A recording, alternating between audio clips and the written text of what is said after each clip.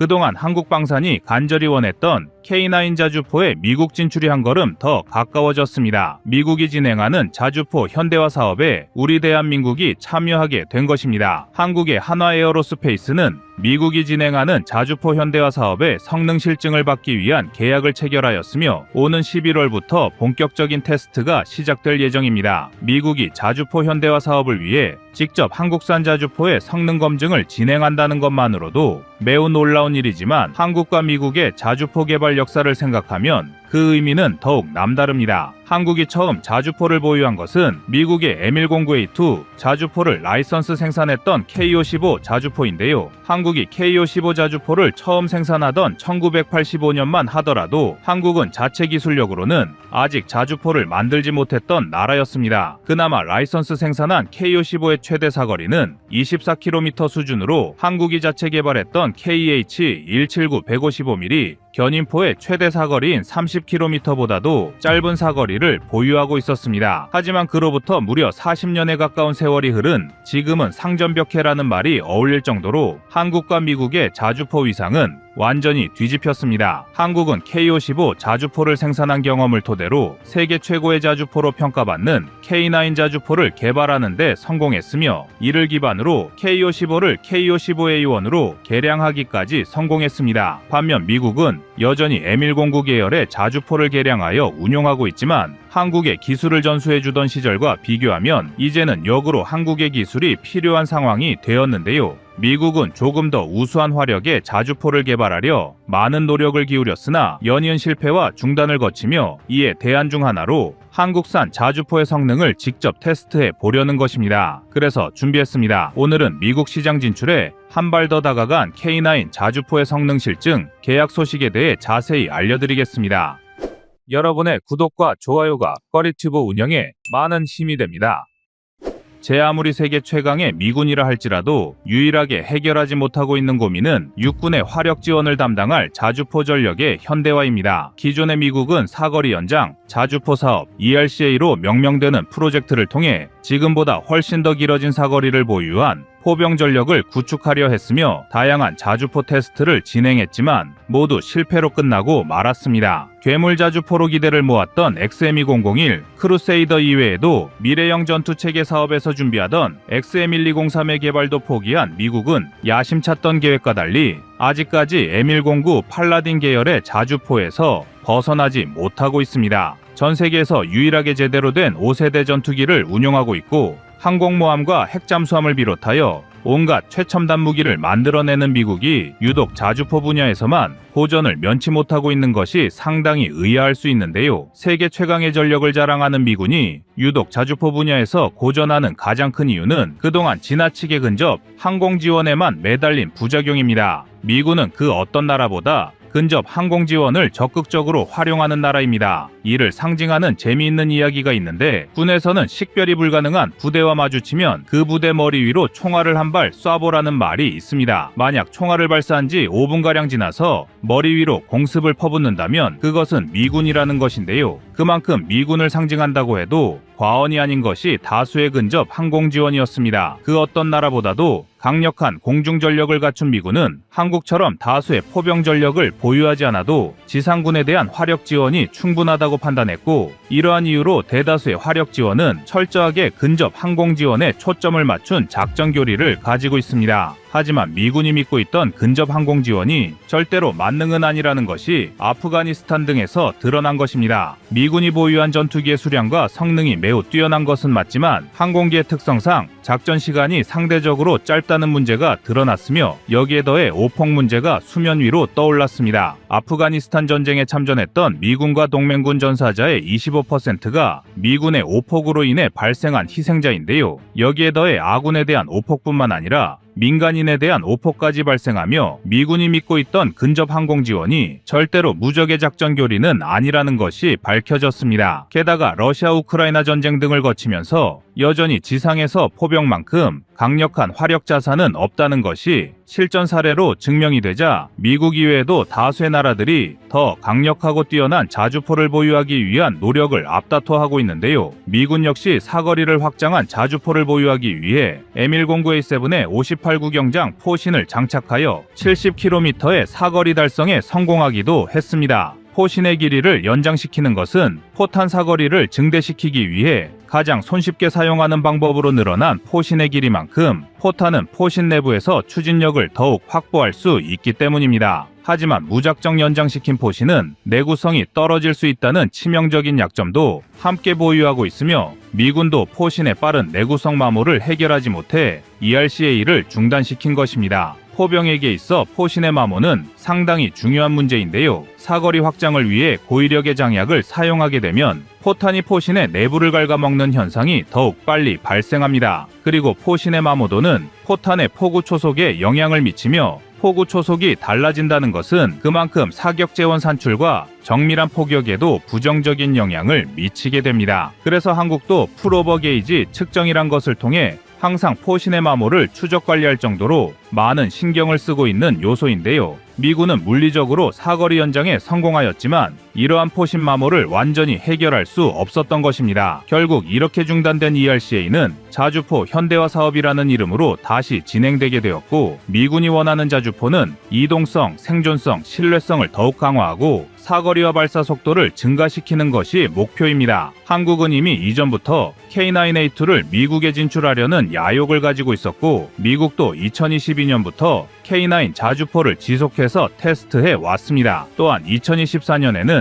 K9이 미군의 엑스칼리버 포탄도 호환이 가능하다는 것을 입증했는데요. 한국은 K9으로 엑스칼리버 포탄을 발사하여 1m 이내의 오차로 표적을 명중시키는 기염을 토해냈습니다. 이렇게 뛰어난 성능을 보여주는 K9을 미군도 무시할 수가 없었습니다. 결국 이러한 K9의 성능은 공식적으로 미군의 성능 실증 테스트를 받는 계약으로 이어졌으며, 우리 대한민국의 K9이 미국의 성능 실증 테스트에서 경쟁해야 할 상대는 총 4곳으로 미국의 아메리칸 라인 메탈 비이클스, 스웨덴의 보포스, 독일의 GDLS, 이스라엘의 LB 시스템즈가 있습니다. 라인 메탈과 GDLS는 독일계 회사답게 당연히 펜저 하우비츠 2000과 RCH-155를 앞세워 테스트를 통과할 계획을 세우고 있으며, 보포스는 아처 자주포, LB 시스템즈는 애트모스 2000 자주포를 테스트에 투입할 것으로 예상되는데요. K9A2와 펜저 하우비츠 2000 이외에 나머지 자주포는 차륜형 자주포인데, 지금까지 미군이 개발하려던 자주포들의 전례를 고려할 때 미군은 궤도형 자주포인 M109 팔라딘 계열을 주력으로 사용하고 있으며, XM2001 크루세이더와 XM1203 등 개발이 중단되었던 자주포들도 모두 궤도형 자주포로 개발하고 있었습니다. 이러한 사례들은 미군이 차륜형보다 궤도형 자주포를 선호하는 것을 보여주는 하나의 사례인데요. 미군 측에서도 최근 들어 차륜형 자주포에 관심을 가지는 사례가 없는 것은 아니지만, 이는 어디까지나 차륜형 자주포가 가진 일부 장점을 조합하여 보조 전력으로 활용하려는 것 뿐입니다. 지금까지 미군이 차륜형 자주포를 주력으로 사용하려고 했던 적이 단 한 번도 없었다는 것을 고려할 때 자주포 현대화 사업에서 아처나 애트모스 2000 같은 차륜형 자주포를 선택하는 것은 쉽지 않습니다. 그나마 K9A2와 함께 궤도형 플랫폼을 활용한 펜저 하우비츠 2000이 기존에 미군이 운용하던 자주포 방식과 유사하며, RCH-155는 차륜형 자주포지만 독일이 차세대 자주포로 개발한 만큼 뛰어난 성능을 보유하고 있어 K9A2를 상대할 만한 상황인데요. 하지만 미군이 가장 원하는 사거리와 발사 속도 증가를 통한 화력 지원 강화 측면에서 K9A2는 명백히 다른 4개사의 자주포보다 월등한 성능을 보유하고 있습니다. K9A2는 60km 이상의 사거리 연장에 성공하여 최대 50km 중반대의 사거리에 머물러 있는 경쟁 자주포보다 5km 이상 더 긴 사거리를 보유하고 있습니다. 한국의 신형 사거리 연장탄은 이미 전투용 적합 판정을 받고 올해 안으로 대량 생산 체제에 돌입할 예정으로, 미군이 원하는 사거리 기준을 최대한 충족시켜줄 수 있는 자주포는 사실상 K9A2가 유일하다고 해도 과언이 아닙니다. 또한 K9A2는 자동화 기능을 통해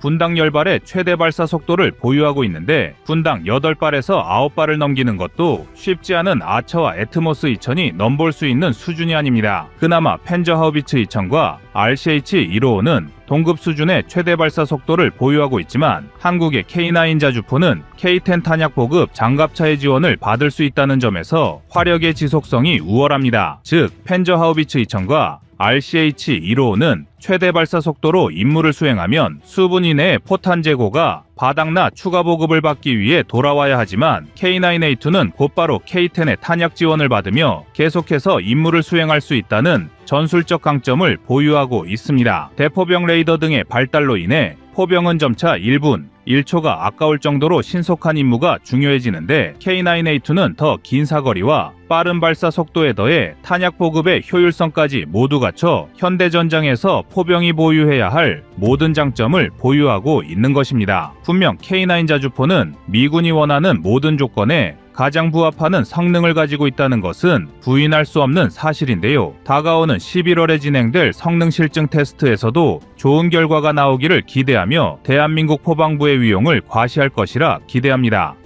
여러분의 구독과 좋아요가 꺼리튜브 운영에 많은 힘이 됩니다.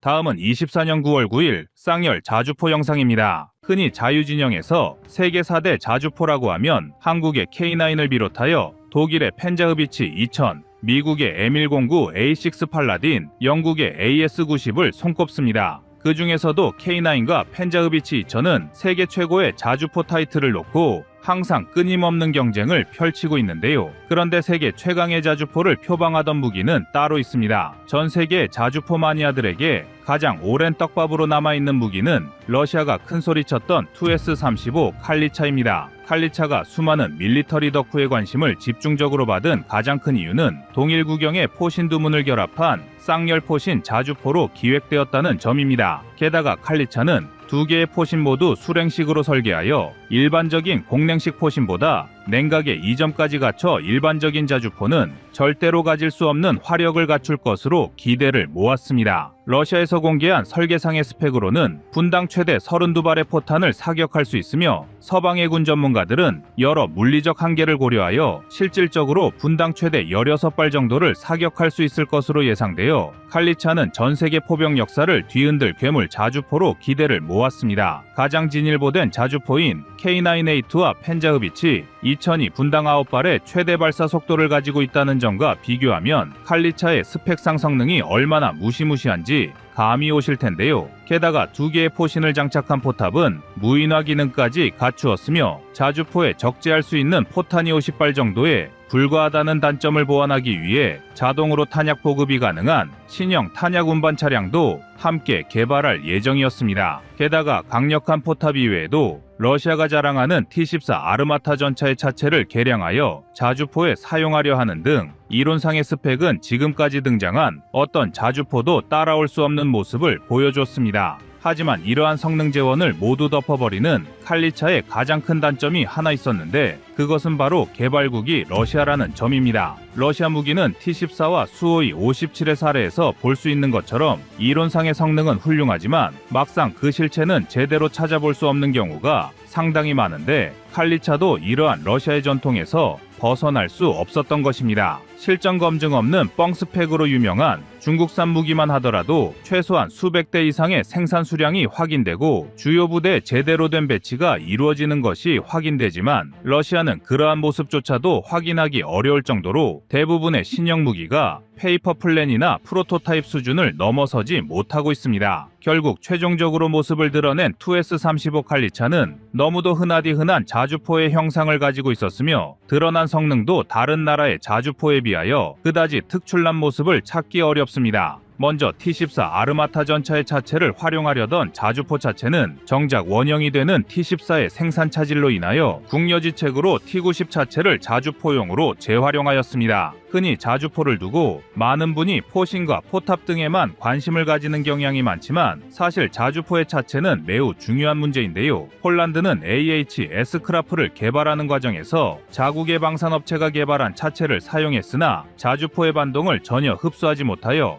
K9의 차체를 도입하기도 했습니다. 이처럼 자주포의 차체는 기동성 제공뿐만 아니라 반동 흡수와 명중률 향상에도 영향을 미치는 중요한 문제인데, 원래 계획한 차체를 사용하지 못한 칼리차가 나머지 부분에서도 많은 문제를 겪게 될 것은 너무도 자명한 일입니다. 칼리차는 자주포의 차체 부분에서도 원래 계획을 살리지 못했지만, 가장 기대를 모았던 쌍열 포신도 실제 양산형에서는 포기하고 말았습니다. 쌍열 포신은 다른 자주포보다 2배의 화력 지원이 가능할 것이란 착각을 불러왔지만, 정작 생산 단가와 정비 비용만 2배로 늘리는 문제를 야기했으며, 원안과 달리 T-14보다 떨어지는 T-90의 차체를 사용했기 때문에 안 그래도 쌍열 포신의 엄청난 반동을 제어할 기술력이 전무했던 러시아는 어쩔 수 없이 T-90의 차체에 맞게 단일 포신으로 계획을 수정하게 된 것입니다. 그나마 단일 포신이라도 수랭식 포신을 장착했다는 점은 러시아의 입장에서 불행 중 다행일 수 있는데요.